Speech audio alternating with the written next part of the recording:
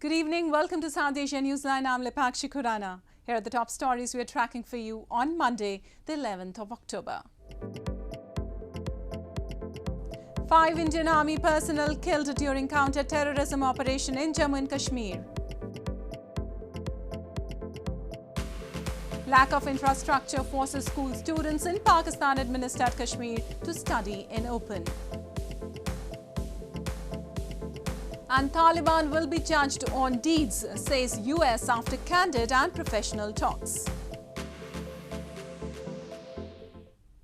And now for all the details, 5 Indian Army soldiers, including 1 junior commissioned officer, were killed in a gunfight during an anti-terror operation in Poonch sector of India's Jammu and Kashmir on Monday. This came after 2 terrorists were neutralised in separate encounters in the Union territory earlier in the day.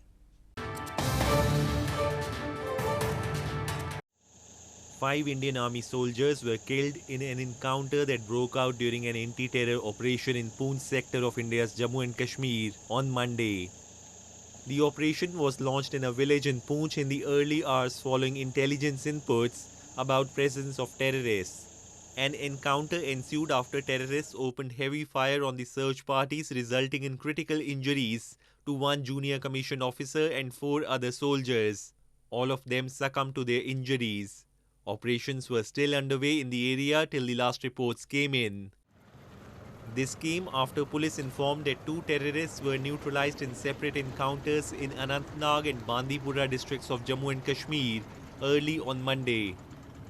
One of them was identified as a member of the resistance force affiliated to Pakistan-based Lashkar-e-Taiba terror outfit and was involved in the recent civilian killings in the Kashmir Valley, an official said. Prime Minister Narendra Modi launched Indian Space Association ISpA on Monday via video conferencing and said that India will ensure that the space sector unites the world. ISpA, PM Modi observed, will act as a single window and independent agency on matters related to space technology.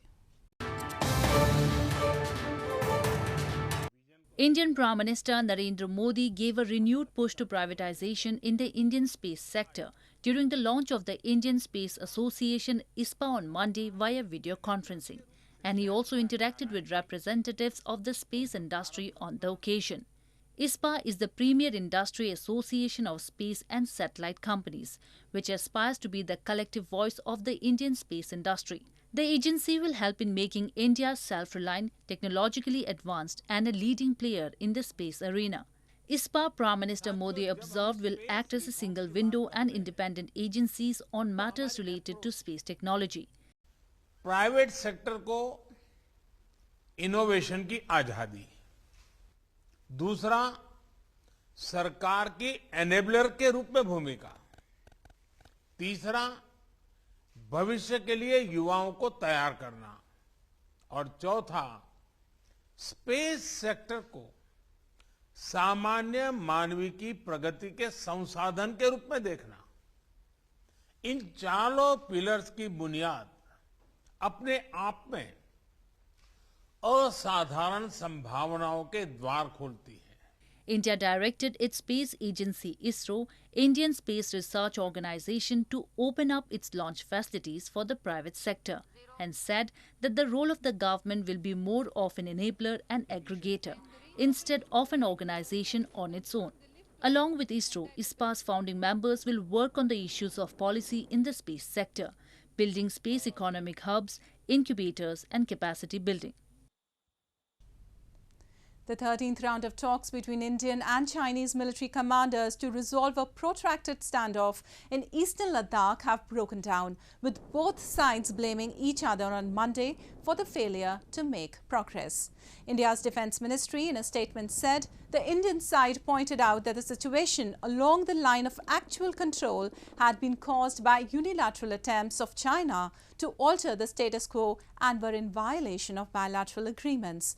India gave constructive suggestions, but the Chinese side was not agreeable and could not provide any forward-looking proposals, the statement said. Meanwhile, a Chinese military spokesperson said unreasonable demands by the Indian side added to difficulties to the negotiations. Earlier in February, both India and China had pulled back troops from Pangong Tso Lake area. Despite 2 rounds of disengagement at friction points, the two armies still have thousands of troops and advanced weaponry in the Ladakh region.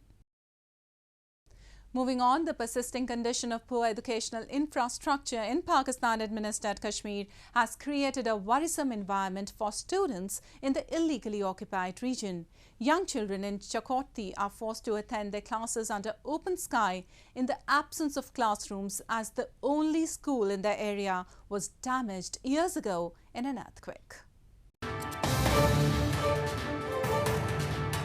Young children from Chakothi area in Pakistan-administered Kashmir who were forced to attend their classes under open sky have expressed their worries over poor educational infrastructure, which has made studying difficult for them. The students said with the administration heartily concerned about their basic needs of a permanent classroom, toilets and safe drinking water, their dream of deciding their future seems more distant than ever. The poor educational infrastructure and lack of job opportunities over the years have fueled a sense of deprivation among the youth in the illegally occupied region. और आप 5th class में पहुंच गई हूँ, लेकिन school की building अभी तक नहीं बनी। इधर पीने के साफ पानी का मसला है। यहाँ बैठने की जगह नहीं, हम बाहर पत्थरों पे बैठकर पढ़ते हैं। होते हैं यहाँ, हम ऐसे खुले वॉशरूम में जाते हैं। यहाँ ना पानी ना वॉशरूम है। यहाँ बिजली भी नहीं है, हम गर्मी सर्दी में बस एक ही जगह बैठते हैं। Locals claim that the 2005 deadly earthquake in the region destroyed the only primary school in the area. Since then, children's access to quality education continues to be affected. हमारे गांव में 2005 में प्राइमरी स्कूल था, उसकी बिल्डिंग जो है ना वो ज़लज़ले में गिर चुकी है। उसके बाद आज तक किसी ने कोई बिल्डिंग नहीं बनाई। यहाँ पे बच्चों के लिए पानी पीने का भी बहुत मसला है, वॉशरूम का भी बहुत मसला है, बिजली का भी मसला है, बिल्डिंग का भी मसला है। हमारे बच्चे जो आते हैं यहाँ पे बैठते हैं, बारिश में उनके लिए मसाइल बनते हैं, धूप में भी उनके मसाइल बनते हैं। People of Pakistan-administered Kashmir have been waiting for years now for a better administration that could work for their development, but the ground realities suggest the government is hardly bothered about their concerns and aspirations. The 2-day first face-to-face meeting between the United States and Taliban delegates in Doha concluded on Sunday after both sides discussed a range of issues. The United States called the meeting candid and professional and reiterated that the Taliban would be judged on their actions, not just their words.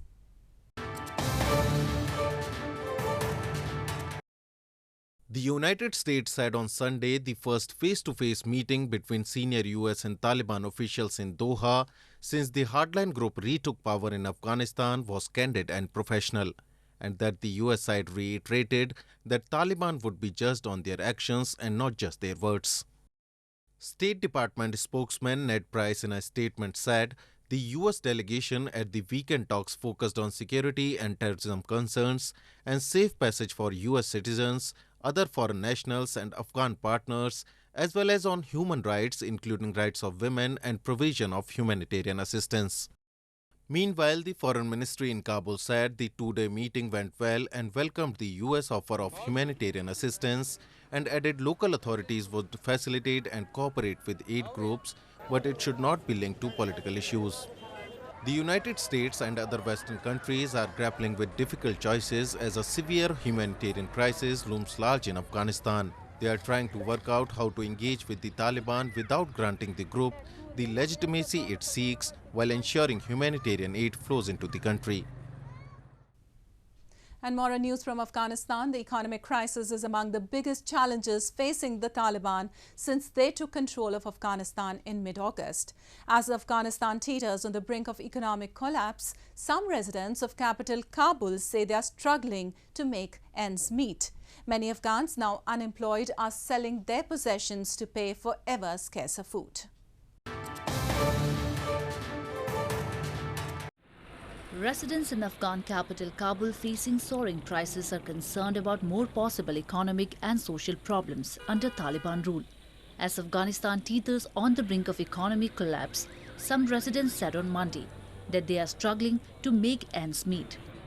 Many Afghans now unemployed are selling their possessions to pay for even scarcer food.